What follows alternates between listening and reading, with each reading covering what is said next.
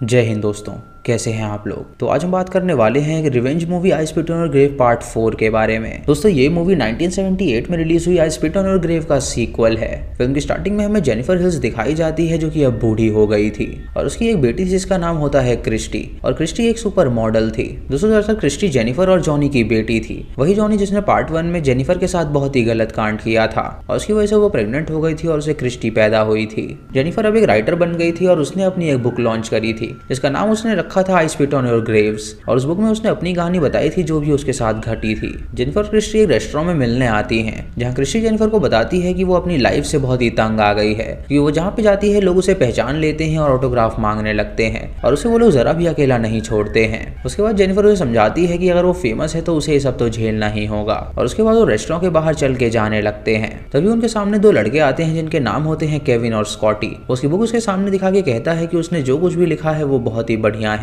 और वो उसका बहुत बड़ा फैन है। वो उसे ऑटोग्राफ मांगता है तो वो पेन निकालती है उसे ऑटोग्राफ देने के लिए, लेकिन तभी जॉनी पीछे से आके जेनिफर को पकड़ लेता है और क्रिस्टी ये देखकर जोर से चिल्लाने लगती है। उसे चिल्लाता हुआ देखकर वो उसे भी बंदी बना लेते हैं और उन दोनों को वैन में डालकर किडनैप कर लेते हैं और उसके बाद वैन स्टार्ट करके वो दोनों वहां से निकल जाते हैं। फिर हमें बेकी नाम की एक औरत दिखाई जाती है जो कि जॉनी की वाइफ थी जिसने जेनिफर का शोषण किया था और जेनिफर ने उससे बदला लेने के लिए जॉनी को जान से मार डाला था। जेनिफर और जॉनी थोड़ी देर बाद वहां पर आते हैं और बेकी को पिकअप कर लेते हैं और इससे हम ये समझ पाते हैं कि बेकी ने ही उन दोनों को किडनैप करवाया है ताकि वो अपने पति की मौत का बदला जेनिफर से ले सके। हम उनकी बातों से जान पाते हैं कि वो तीनों ही उन लोगों के रिलेटिव थे जिन्हें जेनिफर ने मार दिया था और वो लोग उन्हें पकड़ के ले जा रहे थे ताकि वो उनसे बदला ले सके। गाड़ी से वो लोग उन्हें एक जगह पर लाते हैं जहाँ हमें हरमन नाम का एक आदमी दिखाया जाता है जो कि मैथ्यू का पिता था। बेकी स्कॉटी को बोलती है कि क्रिस्टी को दोबारा से शहर में छोड़कर आओ और जेनिफर को वो लोग संभाल लेंगे। ये सुनकर स्कॉटी उसकी बात मान लेता है और क्रिस्टी को शहर की ओर ले जाने लगता है। ये लोग जेनिफर की रस्सी खोलते हैं और उसे एक फावड़ा देते हैं और उसे कहते हैं कि वो जल्दी से एक गड्ढा खोदे जिसके अंदर वो खुद जाएगी।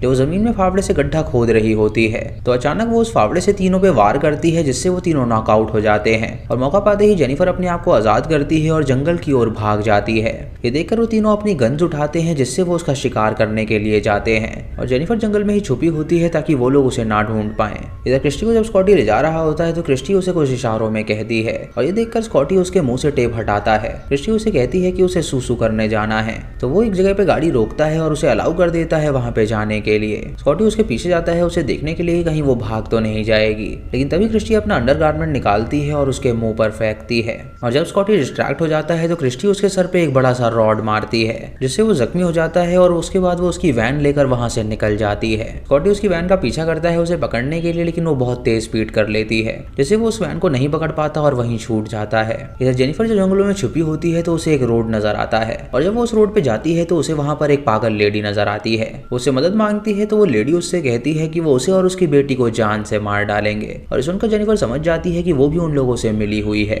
उसके बाद जेनिफर वहां पे एक कार आती हुई देखती है तो वो उसे रोकती है और लिफ्ट मांगती है और उस कार के अंदर एक बूढ़ा बूढ़ी कपल बैठे हुए थे। वो दोनों से लिफ्ट दे देते हैं और उसे एक ग्रेवयार्ड के पास ले जाते हैं और वहीं छोड़ देते हैं और हम देखते हैं कि वो ग्रेवयार्ड किसी और का नहीं बल्कि उसके विक्टिम्स का था जिन लोगों से उसने बदला लिया था और उन्हें जान से मार डाला था। उस ग्रेवयार्ड के सामने एक चर्च था जिसके अंदर वो मदद मांगने के लिए जाती है और तभी वहां पे ब्रेडी आ जाती है जो कि उसे पकड़ने आई थी। जेनिफर दरवाजा खोलने की कोशिश करती है लेकिन वो दरवाजा नहीं खुलता और तभी बेटी वहां पर आकर उस पर अटैक कर देती है। इधर क्रिस्टी भी उस जगह पे पहुंच जाती है जहां पे उसकी मां मौजूद थी और इधर बेटी ने जेनिफर को पकड़ रखा था और जेनिफर उससे कहती है कि अगर वो चाहे तो वो उसे जान से मार सकती है, लेकिन उसकी बेटी को वो कुछ भी ना करें। ये सुनते ही बेटी अपने चाकू से उसका गला काट देती है जिससे उसकी वहीं पर मौत हो जाती है। बेकी अपना बदला लेकर बहुत ही ज्यादा खुश होती है और खुशी के मारे वो बहुत ज्यादा एक्साइटेड थी जिसकी वजह से वो वहीं पे जोर से चिल्लाने लगती है। कुछ देर बाद क्रिस्टी जब वहां पर पहुंचती है तो वो अपनी माँ का कटा हुआ सर वहां पर पाती है जिसे देखकर वो हैरान हो जाती है और बहुत ज्यादा रोने लगती है। वो मदद मांगने के लिए चर्च का दरवाजा खटखटाती है लेकिन एक प्रीस्ट वहां पर मौजूद था, लेकिन वो बहुत ज्यादा बूढ़ा था जिसकी वजह से वो चल नहीं पाता था, इसलिए शायद वो गेट खोलने में सक्षम नहीं था। तभी वहां पे बेकी के आदमी आते हैं जो कि उस वैन में जेनिफर की लाश को रखकर वहां से चले जाते हैं और क्रिस्टी उन्हें देखकर वहां से भागने लगती है और बेकी भी उसका पीछा करने लगती है ताकि वो उसे पकड़ के उसे भी जान से मार सके। क्रिस्टी जंगल की ओर भागती है अपनी जान बचाने के लिए, लेकिन तभी हरमन बेन उसे पकड़ लेते हैं और हरमन उसे कपड़े फाड़ के उसका शोषण करना चाहता है, लेकिन क्रिस्टी उससे कहती है कि वो प्लीज ऐसा ना करे और उसकी बात सुन के उसे अजीब सा लगता है, इसीलिए वो उसे छोड़ देता है। पर तभी केविन वहां पर आके क्रिस्टी के मुंह पे एक मुक्का मारता है जिससे वो बेहोश हो जाती है और उसके बाद उसके साथ जबरदस्ती करता है जिससे उसे बहुत दर्द होता है। जब क्रिस्टी को होश आता है तो केविन उसे उसके फटे हुए कपड़े देता है और उससे कहता है कि अब वो यहाँ से जा सकती है। क्रिस्टी बहुत रो रही होती है और जब वो वहाँ से जा रही होती है तो बेकी उसे रोक लेती है, जो कि उसे पकड़ लेती है और अपने आदमियों से कहती है कि वो इतनी आसानी से उसे यहाँ से जाने नहीं दे सकते। हरमन को इससे बहुत ही बुरा लगता है क्योंकि एक लड़की के साथ वो अत्याचार कर रहे थे, इसीलिए सबको पीटता है और क्रिस्टी की मदद करता है और उससे कहता है कि वो यहाँ से भाग जाए। इससे हमें जान पाते हैं कि हरमन सिर्फ जेनिफर से ही बदला लेना चाहता था। तभी अचानक शाम होने लगती है और क्रिस्टी भागते हुए बहुत ज्यादा थक जाती है और तभी उसे पेड़ के अंदर एक होल नजर आता है तो वो उसके अंदर ही जाके छुप जाती है। और इधर हम देखते हैं कि उसको सभी लोग जंगल में ढूंढ रहे हैं। जब वो उन्हें बहुत देर तक नहीं मिलती तो वो वापस ग्रेवयार्ड में चले जाते हैं और वहाँ पे वो अपनी फैमिली मेंबर्स की ग्रेव को देखकर बहुत ज्यादा रोते हैं क्योंकि उनका बदला पूरा हो चुका था। उसके बाद वो जेनिफर की बॉडी को लाते हैं और उसे दफनाने की कोशिश करते हैं। उसके ऊपर गालियां भी लिखते हैं और उसके ऊपर थूकते भी हैं और उसके बाद वो उसे पूरी तरह जमीन में गाड़ देते हैं। अगली सुबह जब होती है तो जेनिफर उस पेड़ से बाहर निकलती है और उसे जब वहाँ पे पानी नजर आता है तो पानी से अपना मुंह धो लेती है और फिर वो गाँव में जाकर कुछ कपड़े चुरा लेती है ताकि वो उन्हें पहन सके। उसके बाद वो हरमन के फार्म के पास पहुंचती है और उसके घर में दाखिल हो जाती है और वहाँ पे खाना भी खाती है ताकि वो अपनी भूख मिटा सके। हरमन को लगता है कि शायद उसके घर में कोई घुस आया है तो वो पिस्टल लेकर अंदर आता है और वो क्रिस्टी को अपने सामने पाता है जो कि आराम से उसके घर में बैठी हुई थी। ये देखकर वो पिस्टल फेंक देता है और उसके बाद एक गन लेने जाता है, लेकिन जब वो वापस आता है तो क्रिस्टी वहां से गायब हो चुकी थी और वहां पे वो पिस्टल भी नहीं थी, यानी वो उसकी पिस्टल ले गई थी।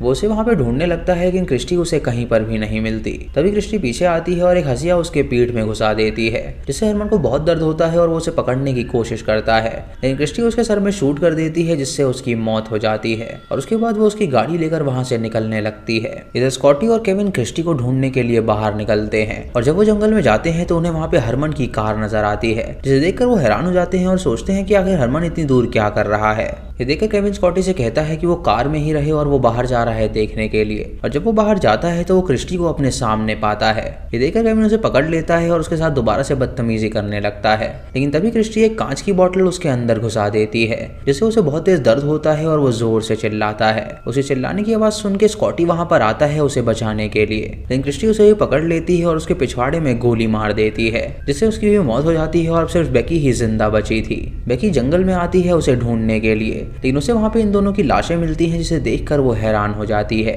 तभी क्रिस्टी उसके पीछे आती है और वो बेकी पर गन तान देती है, लेकिन बेकी उसके वार से बच जाती है और उसको दबोच लेती है और वो उसका गला काटने ही वाली होती है, लेकिन तभी वहां पर वो बूढ़ा बूढ़ी आ जाते हैं जिनसे जेनिफर ने लिफ्ट मांगी थी उस चर्च तक जाने के लिए। बेकी जब उन्हें वहां पर देखती है तो उन्हें वहां से भागने के लिए कहती है, लेकिन वो बूढ़ी औरत दारू भी रखी थी इसीलिए वो बेकी पे हाथ उठा देती है और उन दोनों में लड़ाई होने लगती है। उसका पति भी उसका साथ देता है और बेकी को बुरी तरह पीटता है और तभी क्रिस्टी उठ के बेकी को जान से मार डालती है। अब क्रिस्टी का बदला पूरा हो चुका था और ये दोनों उसे लिफ्ट देते हैं और उसे कहते हैं कि उन्हें पता है कि उसकी माँ की कब्र कहाँ है। वो उसे वहां पर ले जाते हैं और अपनी माँ की ग्रेव को देखकर वो रोने लगती है और वो जेनिफर से कहती है कि उसने उसका बदला ले लिया है और जो पहले उसके साथ हुआ था वही सीन उसके साथ हुआ और उसने उसका भी बदला उन दरिंदों से ले लिया है। तभी ये बूढ़ा बूढ़ी अपना असली रूप दिखाते हैं और वहाँ पे वो साइकिल वाली पागल लेडी भी आती है जो कि उसे उस ग्रेव में ढकेल देते हैं। वो उस पे वार करते हैं और उसे बुरी तरह पीट के बेहोश कर देते हैं जिससे उसके सर से खून निकलने लगता है। दोस्तों दरअसल ये कपल जो था वो जॉनी के पेरेंट्स थे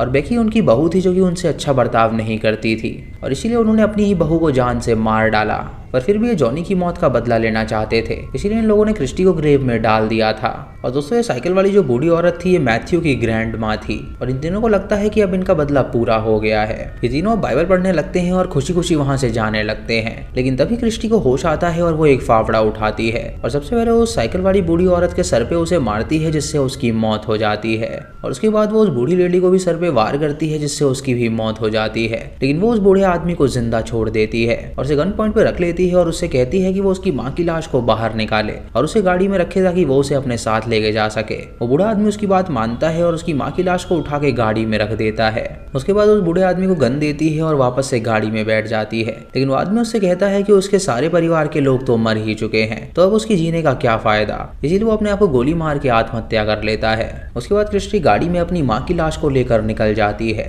और फिर हमें जॉनी के 2 बच्चे दिखाए जाते हैं जो कि शहर से आए हुए थे और वो अपनी माँ बेकी को ढूंढ रहे थे और उन्हें ये बात पता नहीं थी कि अब उनके परिवार वाले मर चुके हैं। तभी वो अपने ग्रैंडफादर की गाड़ी को देखते हैं जिसमें क्रिस्टी बैठी हुई थी और वो उसे देखकर समझ जाते हैं कि जरूर यहाँ पे कोई गड़बड़ हुई है और इसी के साथ ये मूवी यहीं पे खत्म हो जाती है। तो दोस्तों ये थी इस फिल्म की कहानी और दोस्तों इस फिल्म की एंडिंग ऐसी बनाई गई है कि आगे भी इसके पार्ट्स बन सकते हैं क्योंकि उनके बच्चों ने देख लिया है कि बेकी ने ही उसकी मॉम और सबको मारा है, तो वो लोग शायद उससे बदला लेने के लिए उसके पीछे जाएंगे। तो दोस्तों ये थी आज की वीडियो। आपको ये वीडियो कैसी लगी आप हमें कमेंट सेक्शन में जरूर बताइएगा। चैनल पे नए हैं तो इसे सब्सक्राइब करें और बेल आइकन दबाएं नोटिफिकेशंस के लिए। और दोस्तों वीडियो को लाइक और शेयर करना बिल्कुल मत भूलिएगा। तो मैं मिलता हूँ आपको अगली वीडियो में, तब तक के लिए जय हिंद।